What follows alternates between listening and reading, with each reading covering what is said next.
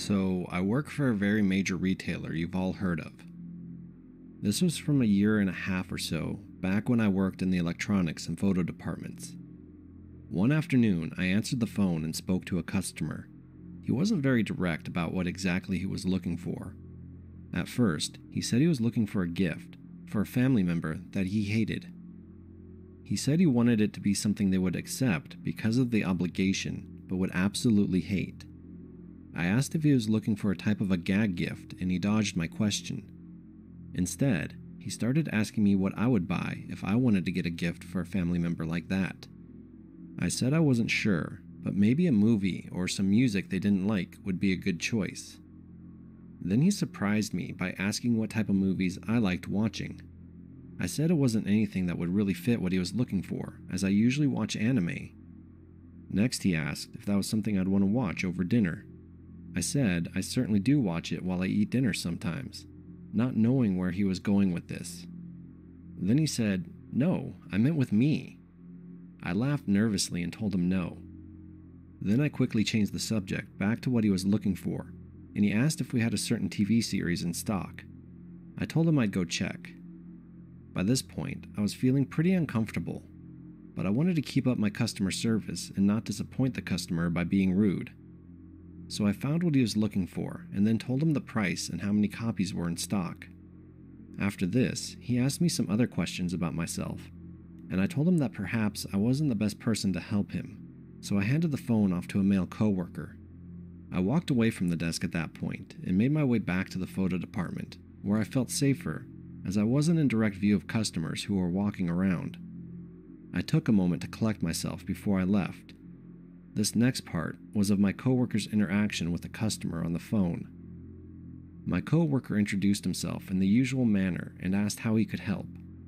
The man said, "Aw man, where did that cute bubbly girl go?" My coworker replied with an improvised response of, "Oh, she's actually our photo associate. She doesn't know as much about electronics." To which the customer responded with, "Oh, I'd like to see some pictures of her naked." To which my coworker didn't know how to respond. The customer then said it would be easier to just shop in person, and that he'd be back later to see me, and hung up. I asked my coworker if he was ever able to get the customer off the phone. He told me about what the customer said, and I felt sick. I was also so terrified of coming into contact with this customer that I went to management and reported the issue to them. They chuckled and said there wasn't anything they could do, as it was likely just a prank caller. I was worried about spending any time on the sales floor, but I still had to complete my shift. That evening, I was terrified. I politely asked a male coworker to walk me to my car. He obliged, and we saw no trace of the creepy guy anywhere, and I've never heard from him ever since then. So, to the creepy guy who called my work, let's never meet. My work is trying to drug me. Okay, now hear me out. I know this sounds crazy, but let me explain. I work at a pretty popular restaurant not far from where I live. I can't tell you my position in case any coworkers or people I know see this, but I handle a couple of little things around there.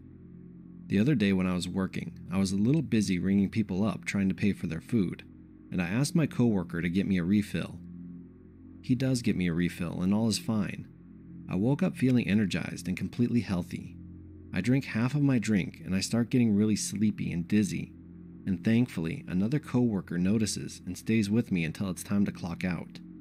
I go home and I legit pass out on my couch with my family.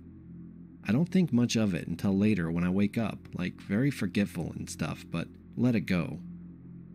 A few days later, I'm working with another coworker in my position and we have plans that night to hang out. When we're done with our plans, we come back to the restaurant where the other workers are still there drinking. This is allowed at my restaurant after hours. Well, we come in and talk with everyone, and my manager and his brother are asking if I'm wanting something to drink, something like alcohol. But I have to drive later and it's already late at night. I tell them I'm okay, and then they ask, "Not even water?" This will be important for later. And again, I tell them no, I'm okay. They end up making my coworker a drink and make me one that I put into a to-go cup and take to my friend's house. Well, I end up giving it to my friend, and eventually I leave her house. She drinks it the next day and feels completely out of it. She's older and has drank alcohol before with no issues ever.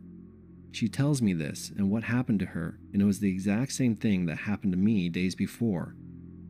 Now, for them asking me if I want water, water is a street name for GHB, a date rape drug, I think that's what it's called. And I talked to my mom and asked her about symptoms, and I now have no doubt in my mind that my co-workers were going to try and rape me, or who knows what, if I would have drank it at the restaurant the night before. If it wasn't for my co-worker the first day, who is a guy looking out for me, I don't know what would have happened, but I refuse to eat or drink anything my other male co-workers try and give me. I hope someone sees this and learns from this, because I never would have thought they would do that to me. So I work at a multi-billion-dollar retail chain, and besides my main other department, which is also in the back room, there is a second department I'm cross-trained in that I work in for a couple of hours each morning and every Saturday accepting deliveries. Now, I'm of average build, not overweight, but not as slender as I used to be. I have kids, so I have a bit of a mommy tummy that I fought to get rid of for years. I think I look average, but used to get a lot of attention back in the day from young men, around when I was in my 20s. I'm now in my mid-30s, and though I look a little younger, it's not by as much as it used to be. These days, the only guys eyeing me up are 10 plus years older than me, and yeah, usually not attractive either. I'm married and not looking for a replacement. I love my husband. There's a good variety of delivery drivers who deliver to my store, and I know many of the regulars by name. Every now and then, there's a new driver or a substitute driver for one of the companies, but for the most part, it's the same people. So, there's a regular driver who comes in every Saturday to deliver milk. We'll call him Mike. He's mid-50s and nearing retirement age for the company he works for. He's friendly and cheerful and always greets everyone happily. He also loves making jokes. He even does the shave and a haircut 2 bits knock on our bay door when he arrives. I've always thought he was pretty cool, and even said he was my favorite delivery driver since he's so nice. I think he may have gotten the wrong idea though. When I first started there, the other lady who used to substitute in that department warned me that Mike was a terrible flirt and that he liked to try to get with all the ladies. I kind of shrugged it off. I didn't think it was a big deal. Over the past year, he said that I'm his favorite receiving person and that I'm beautiful. He has been very flirty and even asked me out on lunch dates. I have always declined and told him that I'm married. This hasn't deterred him in the least. He could care less about that. Mike has gotten friendly enough to even show me pictures and videos of trips he's been on and whatnot. Last week, he showed me a video of the drive up his driveway and views around his 300 acres of land. I thought that was rather odd though. I mean, why show someone your driveway all of a sudden and show off your land? What was his goal in this? He started calling me a nickname recently too, which no one had ever really called me, as it was something only my creepy dad ever called me. Even my husband knows to steer clear of that nickname, because it triggers me. It's an obvious nickname for my name, but no one uses it. Kinda like Mike is a nickname for Michael or Kate for Caitlin. Well, yesterday, just before he left, he said something I wasn't expecting. Mike asked me if he could shrink wrap me and take me with him. I gave him a firm and immediate no. This immediately made me think of a murder that happened in my area before I moved out there, where a woman was saran wrapped by her boyfriend and dumped naked and saran wrapped on the side of the highway. The police were never able to connect the guy to the murder, even though the local news knew he had to be the one who did it, and I was told he left the area after that. The more I think of his question, the more creeped out I get. I wonder if I should report it to management, or just tell him to cut that crap out the next time I see him as a warning. My company prefers people to tell harassers to stop before reporting an issue, but I'm not sure if this falls into that category or is creepy enough to be something I should just report right away. What do you guys think?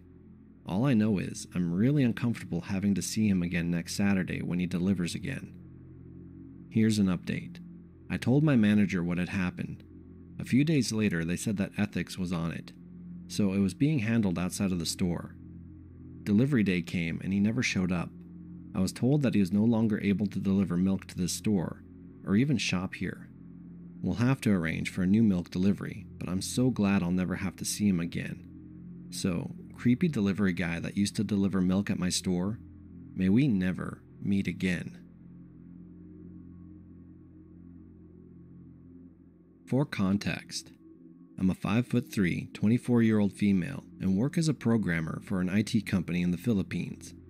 Now, the area where my office is in comprises of 3 buildings. Building A, where my office is at, Building B, and Building C. To get to the other building, it would take you like around 10 minutes to get there. Important for later. This happened to me a year ago, around the end of February until March. I just got out of a bad breakup at that time, and I really intended to just focus on myself and not meet anyone yet. I just got out of work, and it's around 7 p.m. on a Friday night and went to my usual waiting spot, which has benches and is located at the back of our building near the entrance of the underground parking, for our company's shuttle, and Omar, the shuttle dispatcher, is there. Now, I know Omar for 2 years, and is someone I considered now as a friend, and we would often chat about our lives, even the breakup with my ex then, and joke around. He's a 40-plus-year-old guy, and he gives me out this big fatherly vibe, so he is really someone that I trust. That night, he was there and was someone new that I didn't recognize. Our convo went like this. Omar: "Oh, hi, OP. Good thing you're here. I would like you to meet someone, since he told me he really wants to meet you for a long time now." And then this guy stood up and shook my hand. I greeted him as just to be polite, and this new guy, let's name him Ray. He's average looking and a little shorter to my height, about 5'1", and he instantly gave off a vibe as soon as I shook his hand. I thought that would be the end of it, but he proceeded to talk to me for a few minutes while I waited for my shuttle to arrive. Omar has purposely left me and this Ray guy so that we could talk and get to know each other. I'm actually puzzled at this point because, 1, I have no clue who this guy is, and why would he be so eager to meet me? 2, I clearly told Omar before that I'm not into meeting anyone just yet. But for the sake of being polite and nice, I talked to Ray, but we never reached any personal questions, exchanging numbers, social media accounts, or even telling him my full name. I just told him my nickname, and I left it at that when I finally got onto the shuttle. Fast forward to a week and Friday again. I got off at work at the same time, and surprise, surprise, Ray is there again with Omar and a security guard. They were chatting, but as soon as I came, Ray instantly greeted me, and at this point, I'm a little creeped out as I expected our encounter would only be a one-time thing. I just said hi and brushed him off and sat on the benches to wait for my shuttle again.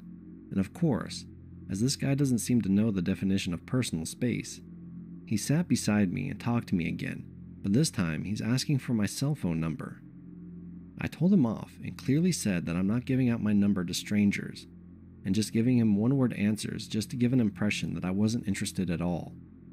He would ask, "Why wouldn't you give your number? I just want to be friends." And I could see in his face that he was getting frustrated every time I told him I wasn't giving it to him. This happened while Omar and the security guard were looking at us from afar, but this went on until I got on the shuttle again. As soon as I got home, I mindlessly scrolled through my timeline and saw a notification that I have a new friend request. And guess what? It's Ray. And he even messaged me with a, "Please accept my friend request." I just deleted his request, but now I'm pretty shocked since I didn't tell him my Facebook account, so how did he manage to find me?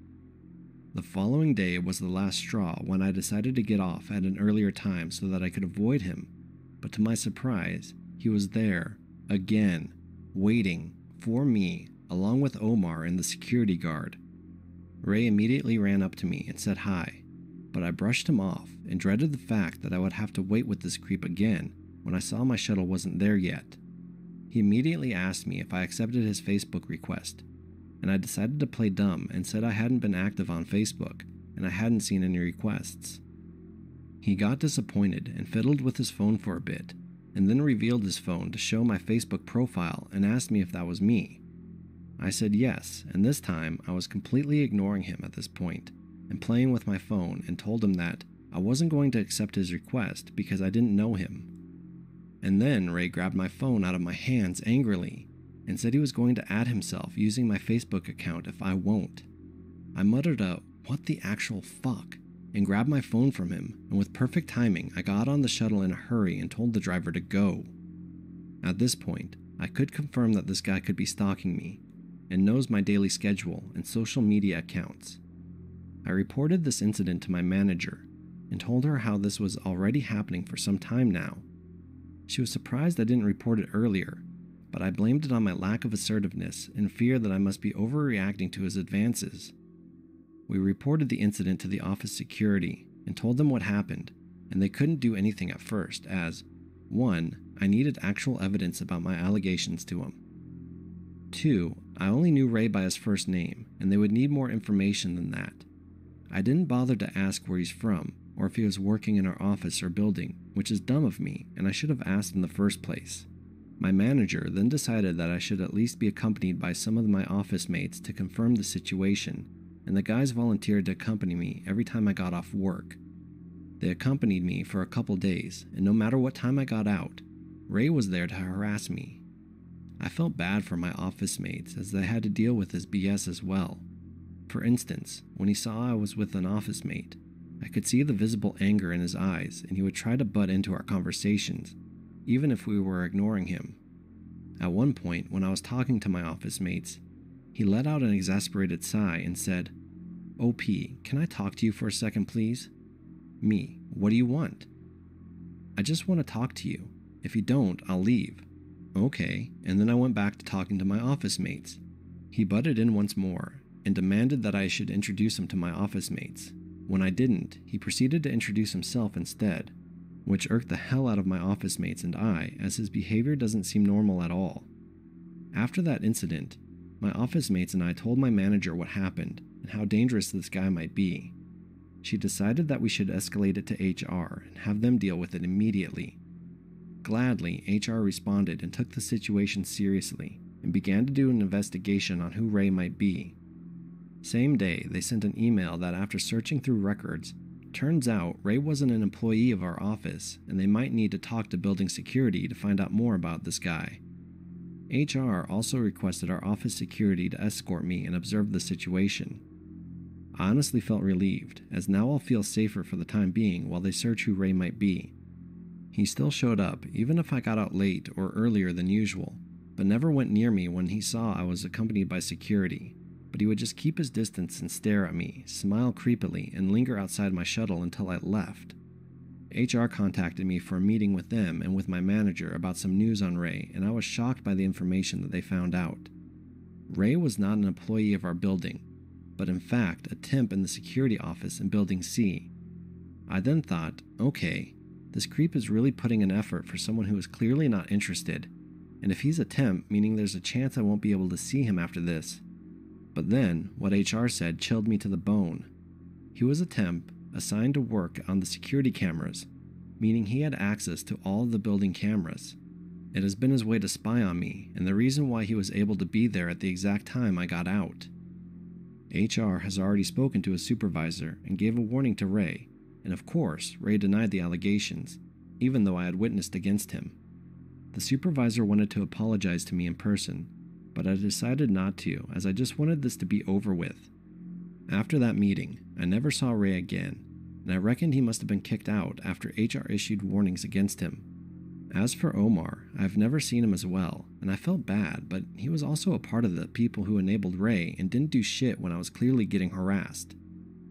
I received a bit of a backlash from the security guards in the building for a while as well, hearing them say that I was overreacting and I should have accepted his advances, which was disgusting as I heard the same thing being said by female building staff as well.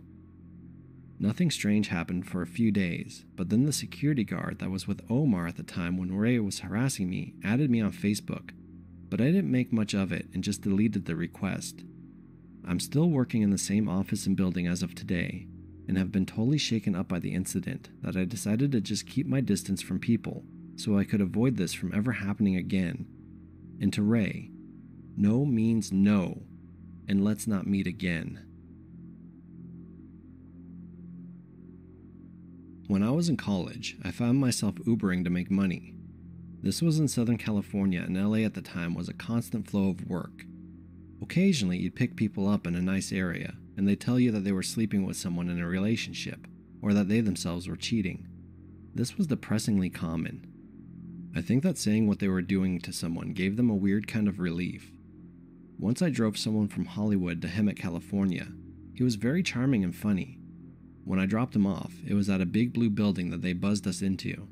He left me a $200 cash tip. I later found out that this was what is known as a gold base for the Church of Scientology.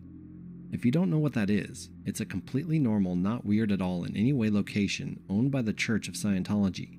Feel free to Google it. A few months into my taxi career, insurance companies started using rideshare services, and some people who were more down on their luck would use it. Sometimes this was people just trying to get their kids to school, but sometimes it was much sadder.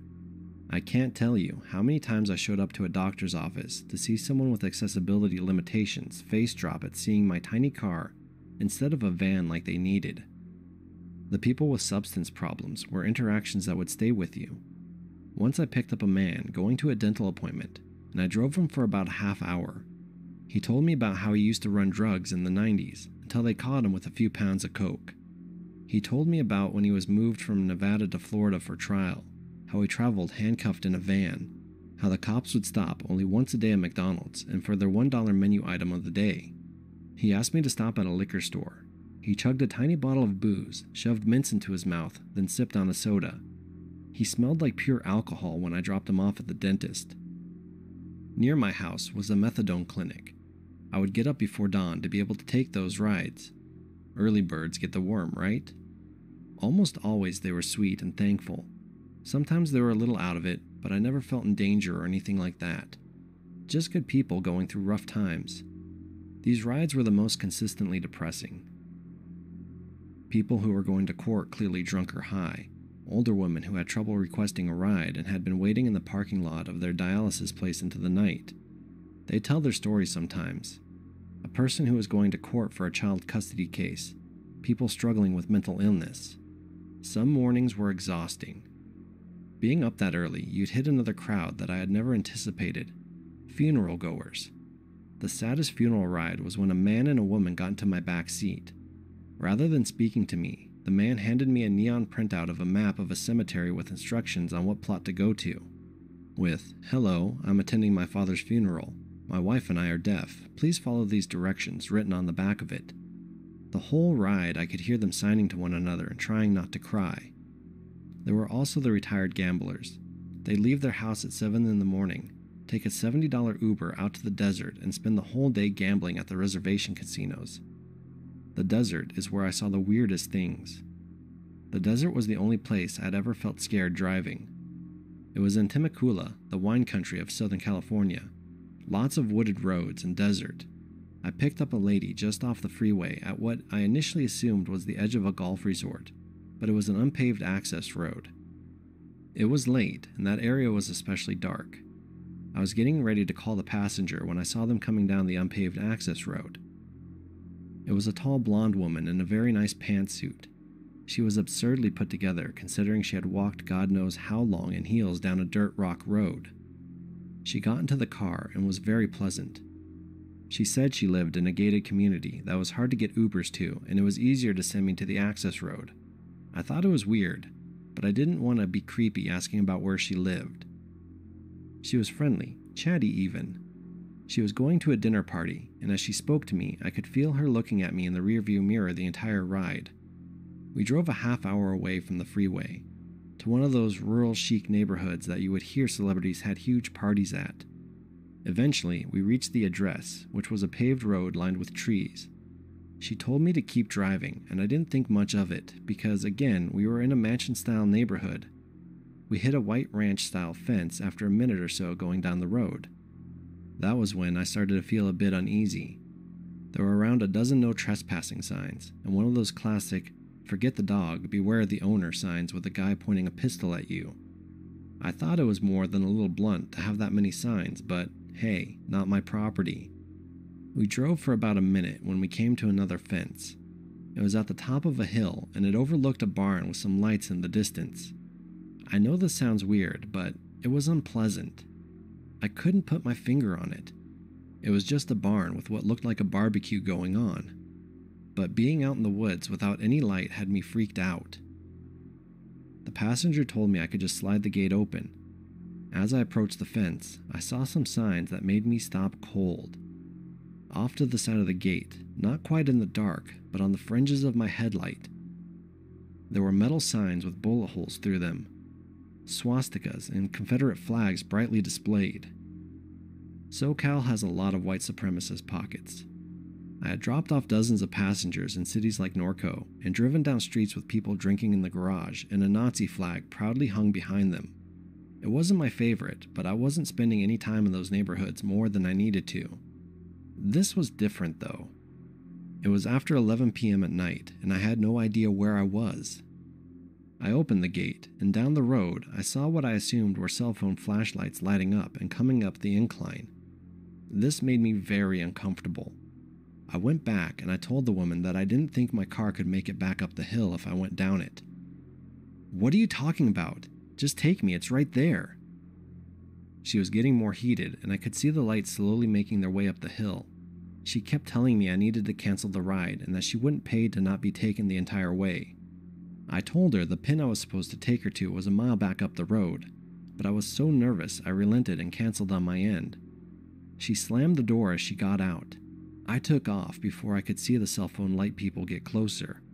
The road back was much rougher at the speed I was going at. I felt a bump that felt like I hit a body, but I kept going. My car was driving like shit, but I kept driving till I passed the fence, out of the rich neighborhood until I stopped at a gas station.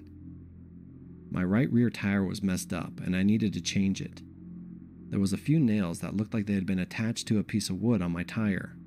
I was freaked out so hard, and sometimes I wish I had called the cops and reported it. But of course, all that happened was I got a flat on a back road, and I didn't want to spend the rest of my night waiting on a cop. I know it's far more likely that I freaked myself out than a bunch of Nazis planning to mess with a random Uber driver. But when I pick up a well-dressed businesswoman from a remote location and drop her off at a separate remote location, it gives me chills that I have trouble explaining to this day.